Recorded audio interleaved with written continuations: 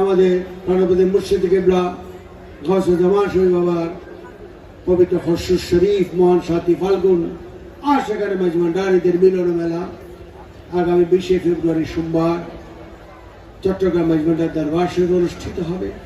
আমি জানি যে ইতিমধ্যেই বিভিন্ন এলাকা থেকে সবাই প্রস্তুতি নিয়ে ফেলেছ, তারপরেও সবাই বড়, কারণ আল্লাহ পাকের শান আল্লাহ পাকের নির্দেশিত জায়গাতেই করতে হয়। ঠিক আছে, আল্লাহ পাকের কাছে ফরিয়াদ আল্লাহ পাকের পছন্দ জায়গাতে করতে হয়, এটা হলো নিয়ম। যেমন বাড়িতে বসে 5 ওয়াক্ত নামাজ পড়া যায়, কিন্তু মসজিদে জামাতে নামাজের মধ্যে বিশাল সওয়াব রয়েছে, রহমত রয়েছে। সুবহানাল্লাহ।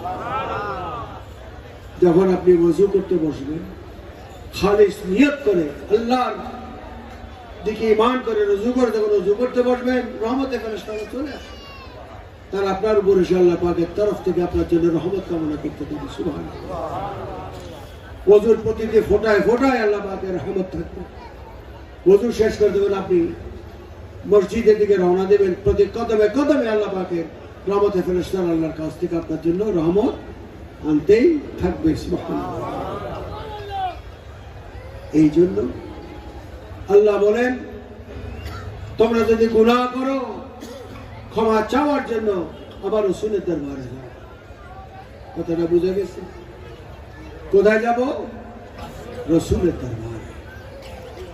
আর কোরআন শরীফ আমাদের পরে যখন রাসূল থাকবে না, ওয়াউলিল আমরি মিনকুম, তখন আওলাদ রাসূল, নায়েব রাসূল, হাদিয়ে জামান, মুজাদ্দিদে জামান, হক্কানি ওলি আল্লাহ, হক্কানি পীর মাশায়েখ, তাদের খেদমতে যে তোমরা আমি আল্লাহর কাছে আসার রাস্তা অনুসন্ধান করো। সুবহানাল্লাহ। তাই সবাই মহান সাথী ফাল্গুন মেজবান্ডার দরবার শরীফে যে এই আল্লাহর ওলিদের ওসিলা করে, দয়াল নবীজিকে ওসিলা করে আল্লাহ দরবারে ফরিয়াদ করবেন, নিশ্চয় রব্বুল আলামিন আপনার নিয়ত যদি খালিস থাকে আল্লাহ কবুল করবেন।